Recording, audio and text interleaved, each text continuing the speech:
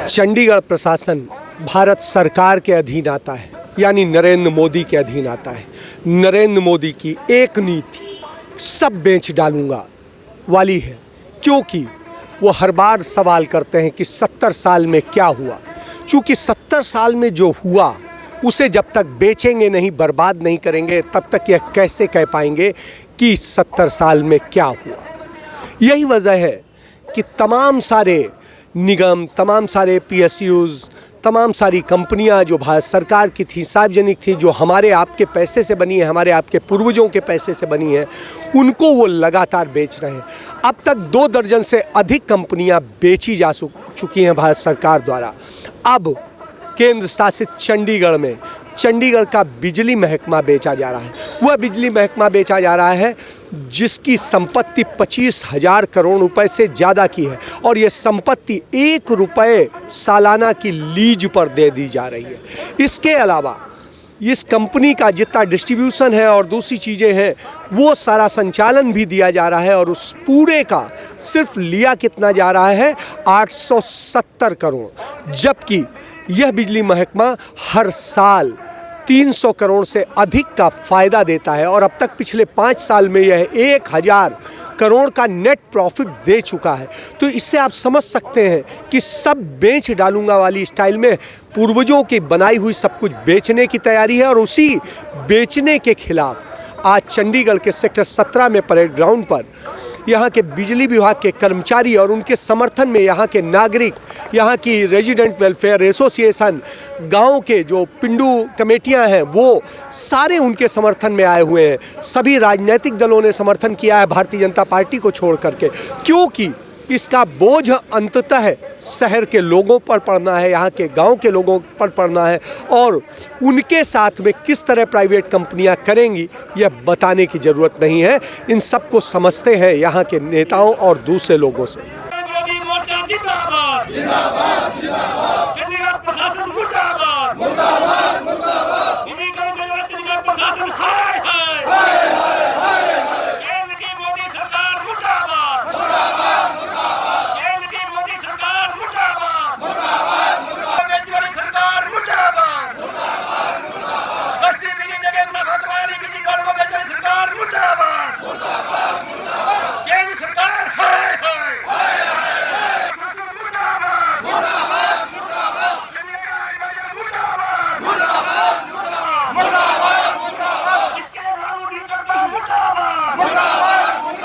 जिमें तुहानू पता है कि चंडीगढ़ का बिजली डिपार्टमेंट,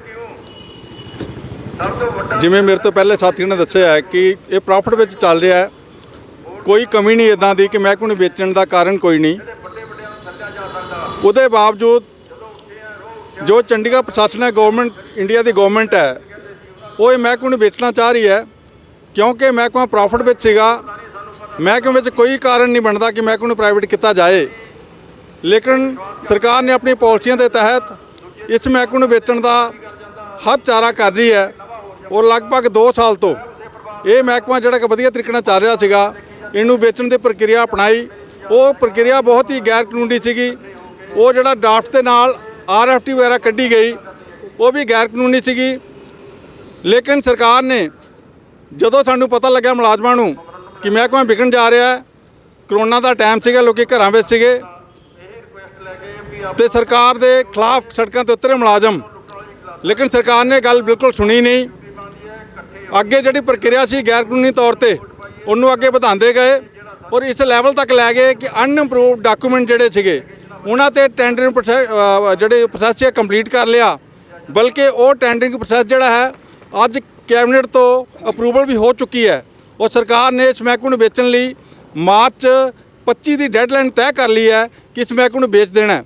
वो महकमा जोड़ा कि लगातार प्रॉफिट में सीगा, 5 साल तो 1000 करोड़ रुपया कमा के दिता गवर्नमेंट नूं, लगभग 250-300 रुपया पर ईयर असीं कमा के दे रहे हैं। लेकिन सरकार सारी गल्लां नूं एक साइड ते रख के, चाहे असीं सेवावां वधिया दे रहे हैं लोकां नूं, साडे ते कोई जिहड़े रेजिडेंट है बिल्कुल खुश हैं, बिल्कुल चाहते नहीं कि महकमा तोड़िया जाए, बेचा जाए, ਲੇਕਿਨ ਉਹਦੇ ਬਾਵਜੂਦ ਸਰਕਾਰ ਸਭ ਦੀ ਇੱਥੇ ਮੁਲਾਜ਼ਮਾਂ ਦੀ ਨਹੀਂ ਸੁਣ ਰਹੀ, ਲੋਕਾਂ ਦੀ ਗੱਲ ਨੂੰ ਅਣਗੌਲਿਆ ਕਰਕੇ ਮਹਿਕਮੇ ਨੂੰ ਵੇਚਣ ਲਈ ਹਰ ਹਾਲ 'ਚ ਉਤਾਰੂ ਹੈ। ਅਸੀਂ ਇਹਦਾ ਪੁਰਜ਼ੋਰ ਵਿਰੋਧ ਕਰ ਰਹੇ ਹਾਂ। ਸਾਡੇ ਨਾਲ ਚੰਡੀਗੜ੍ਹ ਦੇ ਜਿਹੜੇ ਵਸਿੰਦੇ ਆ ਉਹ ਵੀ ਸਾਡੇ ਨਾਲ ਖੜੇ ਆ, ਬਿੱਟੂ ਜੀ ਖੜੇ ਆ, ਰੈਡ ਐਂਡ ਵੈਲਫੇਅਰ ਐਸੋਸੀਏਸ਼ਨ ਵਾਲੇ ਲੋਕੀ ਖੜੇ ਆ, ਪਿੰਡੂ ਸੰਘਰਸ਼ ਕਮੇਟੀ ਖੜੀ ਹੈ, ਕਿਸਾਨ ਏਕਤਾ ਮੰਚ, ਕਿਸਾਨ ਜਥੇਬੰਦੀਆਂ ਖੜੀਆਂ, ਜਿਹੜੇ ਲਗਭਗ ਹਰ ਪੋਲੀਟੀਕਲ ਪਾਰਟੀ ਖੜੀ ਹੈ। ਲੇਕਿਨ ਸਰਕਾਰ ਸਭ ਨੂੰ ਇਗਨੋਰ ਕਰਕੇ ਮਹਿਕਮੇ ਨੂੰ ਵੇਚਣ ਲਈ ਹਰ ਹਾਲ 'ਚ ਉਪਰਾਲੇ ਕਰ ਰਹੀ ਹੈ। ਅਸੀਂ ਇਹਦਾ ਪੁਰਜ਼ੋਰ ਵਿਰੋਧ ਕਰ ਰਹੇ ਹਾਂ। ਇਹਦੇ ਕਰਕੇ ਜੇਕਰ ਸਰਕਾਰ ਅੱਜ ਅਸੀਂ ਬਹੁਤ ਵੱਡਾ ਵਿਸ਼ਾਲ ਇਕੱਠ ਕੀਤਾ ਹੈ ਨਹੀਂ ਖਿੱਚਦੀ ਤਾਂ 22 ਫਰਵਰੀ 23 ਔਰ 24 ਫਰਵਰੀ ਦੀ ਅਸੀਂ 72 ਘੰਟੇ ਦੀ ਹੜਤਾਲ 'ਤੇ ਜਾ ਰਹੇ ਹਾਂ। ਇਹਦੀ ਜ਼ਿੰਮੇਵਾਰੀ ਪੂਰਨ ਤੌਰ ਤੇ ਸਰਕਾਰ ਦੀ ਹੋਏਗੀ, ਕਿਉਂਕਿ ਇਸ ਹੜਤਾਲ ਦੇ ਜ਼ਿੰਮੇਵਾਰ ਅਸੀਂ ਨਹੀਂ ਬਲਕਿ ਸਰਕਾਰ ਹੈ, ਜਿਹਨੂੰ ਅਸੀਂ ਕਈ ਵਾਰ ਮੈਮੋਰੈਂਡਮ ਦਿੱਤੇ ਹੈ। ਉਹਨਾਂ ਮੈਮੋਰੈਂਡਮ ਨੂੰ ਬਿਲਕੁਲ ਬਿਨਾਂ ਸੁਣੇ ਹੋਏ ਸਾਡੀ ਗੱਲਬਾਤ ਵੀ ਨਹੀਂ ਸਾਡੇ ਨਾਲ ਕਰ ਰਹੀ ਤਾਂ ਸਾਡੇ ਕੋਲ ਲੜਨ ਤੋਂ ਬਿਨਾਂ ਕੋਈ ਚਾਰਾ ਨਹੀਂ, ਕਿਉਂਕਿ ਸਰਕਾਰ ਚਾਹੁੰਦੀ ਹੈ ਕਿ ਜਿਹੜਾ ਗਵਰਨਮੈਂਟ ਦਾ ਮੁਲਾਜ਼ਮ ਹੈ ਉਹਨੂੰ ਵੀ ਪ੍ਰਾਈਵੇਟ ਲਾਲੇ ਦੇ ਕੋਲ ਸੌਂਪ ਦਿੱਤਾ ਜਾਵੇ। ਮੁਲਾਜ਼ਮ ਕਿਸੇ ਵੀ ਤਰ੍ਹਾਂ ਨੂੰ ਬਰਦਾਸ਼ਤ ਕਰਨ ਲਈ ਤਿਆਰ ਨਹੀਂ, ਕਿਉਂਕਿ ਕਾਨੂੰਨ ਦੇ ਵਿੱਚ ਕੋਈ ਪ੍ਰੋਵੀਜ਼ਨ ਨਹੀਂ ਹੈ ਕਿ ਇੱਕ ਗਵਰਨਮੈਂਟ ਇੰਪਲਾਈ ਨੂੰ ਪ੍ਰਾਈਵੇਟ ਲਾਲੇ ਦਾ ਇੰਪਲਾਈ ਬਣਾ ਦਿੱਤਾ ਜਾਵੇ।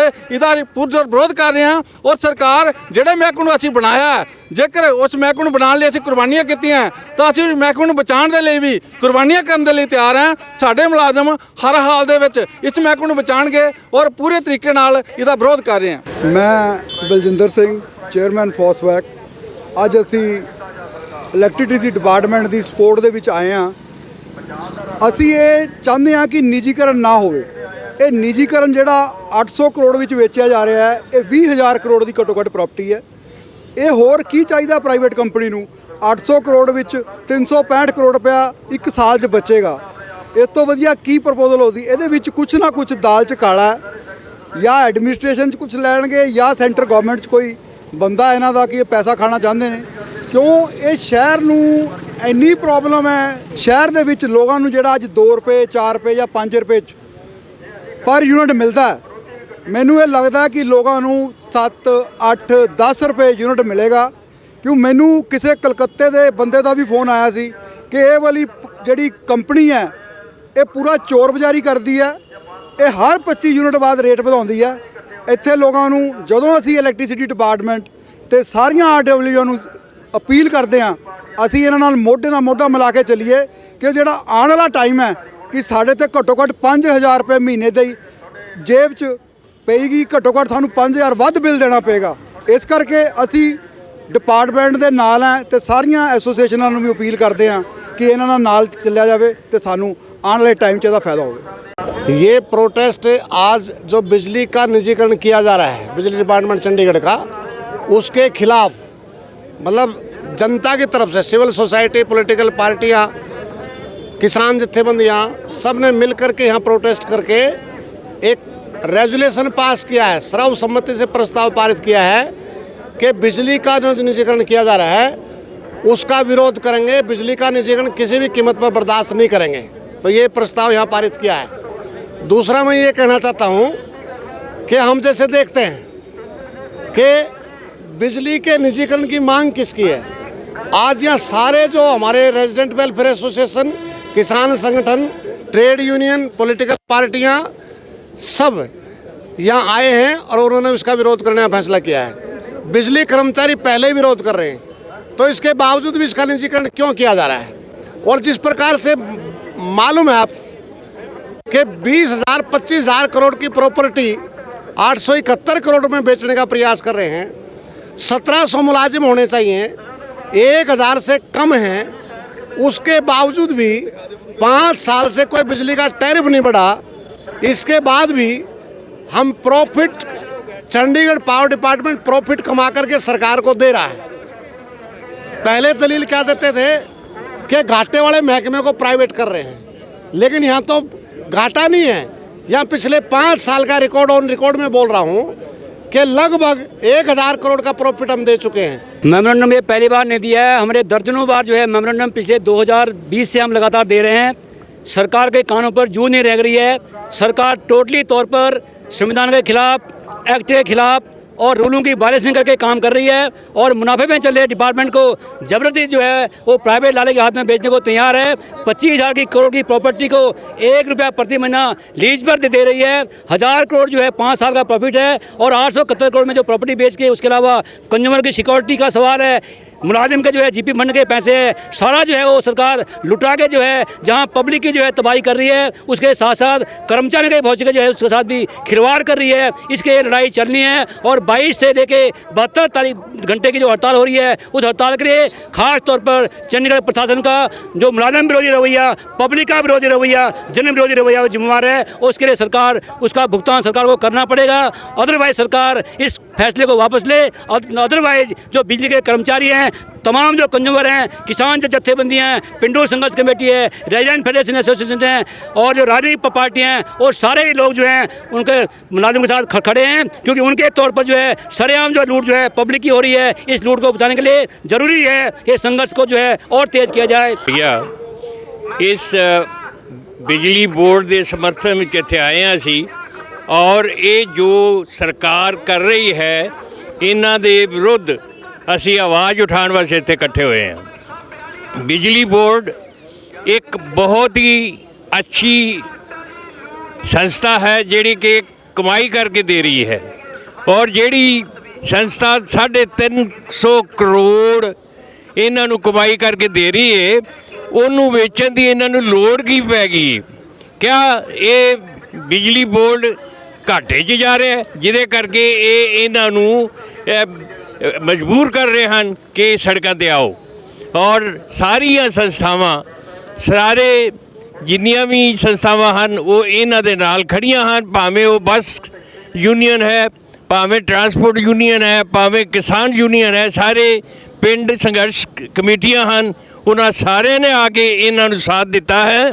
ਉਹ ਇਸੇ ਕਰਕੇ ਕਿ ਇਹ ਜਿਹੜੀ ਸਰਕਾਰ ਕਰ ਰਹੀ ਹੈ ਉਹ ਬਹੁਤ ਗਲਤ ਕਰ ਰਹੀ ਹੈ। ਅੱਜ ਅਸੀਂ ਬਿਜਲੀ ਮਹਿਕਮੇ ਦਾ ਜਿਹੜਾ ਪ੍ਰੋਟੈਸਟ ਚੱਲ ਰਿਹਾ ਹੈ ਉਹਦੀ ਸਪੋਰਟ ਦੇ ਵਿੱਚ ਆਏ ਹਾਂ। ਇਹ ਬਹੁਤ ਹੀ ਗਲਤ ਚੀਜ਼ ਹੋ ਰਹੀ ਹੈ ਸਾਡੇ ਦੇਸ਼ ਦੇ ਵਿੱਚ। ਜਿਵੇਂ ਵੱਡੀ ਪ੍ਰਾਈਵੇਟਾਈਜੇਸ਼ਨਾਂ ਹੋ ਰਹੀਆਂ ਨੇ, ਇਹ ਉਹਦਾ ਇੱਕ ਪਾਰਟ ਹੈ। ਜਿਹੜਾ ਮਹਿਕਮਾ ਲਗਭਗ 1 ਕਰੋੜ ਰੁਪਇਆ ਰੋਜ਼ ਪ੍ਰੋਫਿਟ ਦੇ ਰਿਹਾ ਸਰਕਾਰ ਨੂੰ, ਉਸ ਨੂੰ ਵੇਚਿਆ ਜਾ ਰਿਹਾ ਔਰ ਮਿੱਟੀ ਦੇ ਭਾਅ ਵੇਚਿਆ ਜਾ ਰਿਹਾ। ਇਸ ਤੋਂ ਵੱਡਾ ਸਕੈਮ ਕੀ ਹੋ ਸਕਦਾ ਹੈਗਾ ਦੇਸ਼ ਦੇ ਵਿੱਚ? ਇਹ ਜਿਹੜੀਆਂ ਚੀਜ਼ਾਂ ਹੋ ਰਹੀਆਂ ਨੇ ਇਹ ਬਹੁਤ ਹੀ ਸ਼ਰਮਨਾਕ ਨੇ ਕਿ ਗਵਰਨਮੈਂਟ ਪਬਲਿਕ ਸੈਕਟਰ ਜਿਹਨੂੰ ਲਗਭਗ 70 ਸਾਲਾਂ ਦੇ ਵਿੱਚ ਐਸਟੈਬਲਿਸ਼ ਕੀਤਾ ਹੈ, ਉਹਨੂੰ ਖੜਾ ਕਰਕੇ ਪ੍ਰਾਈਵੇਟ ਹੱਥਾਂ ਦੇ ਵਿੱਚ ਦਿੱਤਾ ਜਾ ਰਿਹਾ ਹੈ। चाहे पिंडू संघर्ष कमेटी है, किसान जत्थेबंदियां हैं, रेजिडेंट वेलफेयर एसोसिएशन हैं, ट्रेड यूनियन के आगू साहिबान और अलग अलग सेक्टर की जत्थेबंदियां, वो सारे ही लोग, सारी ही संस्थाएं, गुरुद्वारा प्रबंधन कमेटी, तमाम लोगों ने आके आगे सरकार को वार्निंग दी है, क्योंकि सरकार उनका नुकसान करने जा रही है। नुकसान किस तरह कर रही है? और पर्चा सारे लोगों की बात किया, पब्लिक की बात किया हुआ है। चंडीगढ़ में बिजली के रेट 2.5 रुपए हैं एसडीएम साहब, 2.5 रुपए 300 यूनिट तक बाई मंथली। लेकिन जो कंपनी कलकत्ते में काम कर रही है, उस कंपनी का 150 यूनिट का प्रीपेड का रेट 7 रुपए 16 पैसे और 300 से ज़्यादा रेट उसका 8 रुपये 92 पैसे है। और देश का जो बिजली मंत्री है वो सरेआम कह रहे हैं कि बंगाल में जो है मोनोपोली की गई है। वो सबसे महंगी कंपनी है जो बंगाल में बिजली प्राइवेट जो घराने को दी गई है, और ये भूल गए कि उसी कंपनी को चंडीगढ़ को लूटने का ठेका दिया जा रहा है। इस करके आज का जो हजूम है, जो आज का पब्लिक का मंच है, सरकार इस फैसले की कड़ी निंदा करता है और डिमांड करता है जो गैर कानूनी तौर पर एक्ट की उल्लंघना करके, संविधान की उल्लंघना करके जो निजीकरण किया जा रहा है उसको वापस लिया जाए।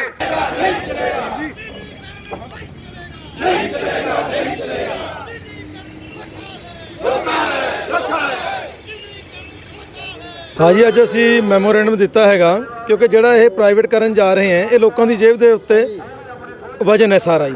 ਕਿਉਂਕਿ ਹਰ ਗਰੀਬ ਆਦਮੀ ਤੋਂ ਲੈ ਕੇ ਹਰ ਉੱਪਰ ਤੱਕ ਜਿਹੜੀ ਸਰਕਾਰਾਂ ਵੀ ਹੈਗੀਆਂ ਇਹਨਾਂ ਦੀ ਵੀ ਬਿਜਲੀ ਮਹਿੰਗੀ ਹੋਣੀ ਹੈ। ਇਹਨਾਂ ਨੂੰ ਤਾਂ ਚਲੋ ਹਾਲੇ ਤਾਂ ਫਰੀਆਂ ਦੇ ਵਿੱਚ ਮਿਲ ਰਹੀ ਹੈ, ਇਹਨਾਂ ਨੂੰ ਇਹ ਚੀਜ਼ ਮਹਿਸੂਸ ਨਹੀਂ ਹੋ ਰਹੀ, ਲੇਕਿਨ ਆਮ ਜਿਹੜਾ ਗਰੀਬ ਆਦਮੀ ਹੈ ਉਹ ਬਿਲਕੁਲ ਹੀ ਮਰਦਾ ਜਾ ਰਿਹਾ। ਮਹਿੰਗਾਈ ਇੰਨੀ ਹੋ ਗਈ ਕਿ ਜਿਸ ਦਾ ਹਿਸਾਬ ਕਿਤਾਬ ਕੋਈ ਨਹੀਂ, ਨੌਕਰੀਆਂ ਲੋਕਾਂ ਦੇ ਘੁਰ ਰਹੀਆਂ ਨਹੀਂ, ਬਿਮਾਰੀਆਂ ਨੇ, ਲੋਕ ਵੈਸੇ ਮਾਰੇ ਪਏ ਹੈ। ਜਿਸ ਦੀ ਜੇਬ ਦੇ ਵਿੱਚ ਪੈਸਾ ਹੀ ਨਹੀਂ, ਉਹ ਵਿਚਾਰਾ ਬਿਜਲੀ ਦਾ ਬਿੱਲ ਅੱਗੇ ਜਾ ਕੇ 4 ਗੁਣਾ ਮਹਿੰਗਾ ਕਿਸ ਤਰ੍ਹਾਂ ਦੇ ਦੇਗਾ। ਚੰਡੀਗੜ੍ਹ ਦੇ ਵਿੱਚ ਸਭ ਤੋਂ ਸਸਤੀ ਬਿਜਲੀ ਮਿਲਦੀ ਹੈ ਔਰ ਸਭ ਤੋਂ ਸਹੀ ਇਹਦਾ ਜੋ ਵੀ ਹੈਗਾ ਇਹ ਲੋਕਾਂ ਨੂੰ ਪ੍ਰੋਵੀਜ਼ਨ ਹੈਗਾ ਇਹਦੇ ਵਾਸਤੇ, ਔਰ ਲੋਕਾਂ ਨੂੰ ਸਹੀ ਤਰੀਕੇ ਦੇ ਨਾਲ ਦਿੱਤੀ ਜਾ ਰਹੀ ਹੈ ਔਰ ਇਹ ਮੁਨਾਫੇ ਦੇ ਵਿੱਚ ਜਾ ਰਿਹਾ। ਸਰਕਾਰ ਚਾਹੁੰਦੀ ਹੈ ਕਿ ਘਾਟੇ ਦੀਆਂ ਚੀਜ਼ਾਂ ਵੇਚੀਆਂ ਜਾਣ, ਲੇਕਿਨ ਇੱਥੇ ਤਾਂ ਸਰਕਾਰ ਪੈਸੇ ਕਮਾਉਣ ਦੇ ਚੱਕਰ ਦੇ ਵਿੱਚ ਜਿਹੜੀ ਚੀਜ਼ ਮੁਨਾਫੇ ਦੇ ਵਿੱਚ ਜਾ ਰਹੀ ਹੈ ਉਸ ਨੂੰ ਇਹ ਵੇਚ ਰਹੀ ਹੈ। ਇਹ ਪ੍ਰਾਈਵੇਟੇਸ਼ਨ ਅਸੀਂ ਨਹੀਂ ਕਰਨ ਦਵਾਂਗੇ। ਅਸੀਂ ਕਿਸਾਨ ਮੋਰਚਾ, ਪੇਂਡੂ ਸੰਘਰਸ਼ ਕਮੇਟੀ ਤੇ ਆਪਣੇ ਗੁਰਦੁਆਰਾ ਕਮੇਟੀਆਂ ਸਾਰੀਆਂ ਤੇ ਹੋਰ ਵੀ ਜਿੰਨੀਆਂ ਜਥੇਬੰਦੀਆਂ ਹੈਗੀਆਂ ਉਹ ਅਸੀਂ ਸਾਰੀਆਂ ਇਹਨਾਂ ਦੇ ਨਾਲ ਖੜੇ। ਅਸੀਂ ਚੰਡੀਗੜ੍ਹ ਜਾਮ ਕਰ ਦਿਆਂਗੇ, ਅਸੀਂ ਭੁੱਖ ਹੜਤਾਲਾਂ ਵੀ ਕਰਾਂਗੇ ਤੇ ਸਾਨੂੰ ਜੇ ਪਿੰਡ ਜਾ ਕੇ ਇਸ ਚੀਜ਼ ਦਾ ਹੋਕਾ ਦੇਣਾ ਪਿਆ ਤੇ ਕੋਠੀਆਂ ਘੇਰਨੀਆਂ ਪਈਆਂ, ਡੀਸੀ ਦਫ਼ਤਰ ਘੇਰਨੇ ਪਏ, ਅਸੀਂ ਸਾਰੇ ਘੇਰਾਂਗੇ, ਲੇਕਿਨ ਅਸੀਂ ਇਹਨੂੰ ਪ੍ਰਾਈਵੇਟ ਬਿਲਕੁਲ ਨਹੀਂ ਹੋਣਾ ਦੇਣਾ, ਕਿਉਂਕਿ ਇਹ ਲੋਕਾਂ ਦੀ ਜੇਬ ਦੇ ਉੱਤੇ ਇੱਕ ਬਹੁਤ ਵੱਡਾ ਭਾਰ ਹੈ ਜਿਸ ਦੇ ਨਾਲ ਲੋਕਾਂ ਨੂੰ ਬਰਦਾਸ਼ਤ ਨਹੀਂ ਹੋਣਾ। ਲੋਕਾਂ ਦੇ ਕੋਲ ਪਹਿਲੇ ਹੀ ਨੌਕਰੀਆਂ ਨਹੀਂ ਰਹੀਆਂ ਹੋਈਆਂ, ਇਸ ਟਾਈਮ ਤਾਂ ਲੋਕ ਵੈਸੇ ਹੀ ਦੁਖੀਆਂ, ਨੌਕਰੀਆਂ ਵੈਸੇ ਨਹੀਂ ਸਰਕਾਰ ਨੇ ਛੱਡੀਆਂ, ਉਹ ਬੰਦੇ 4-4 ਗੁਣਾ ਬਿੱਲ ਕਿੱਥੋਂ ਮਹਿੰਗੇ ਦੇ ਦੂੰਗੇ ਜੀ। ਇਸ ਕਰਕੇ ਅਸੀਂ ਇਸ ਦੇ ਵਿੱਚ ਸਾਰੇ ਇਹਨਾਂ ਨੂੰ ਸਮਰਥਨ ਕਰਦੇ ਹਾਂ ਤੇ ਅੱਗੇ ਨੂੰ ਅਸੀਂ ਇਸ ਨੂੰ ਹੋਰ ਜ਼ੋਰ ਸ਼ੋਰ ਦੇ ਨਾਲ ਅੱਗੇ ਲੈ ਕੇ ਜਾਵਾਂਗੇ ਔਰ ਵੱਧ ਤੋਂ ਵੱਧ ਇਸ ਦੇ ਲਈ ਸੰਘਰਸ਼ ਕਰਾਂਗੇ।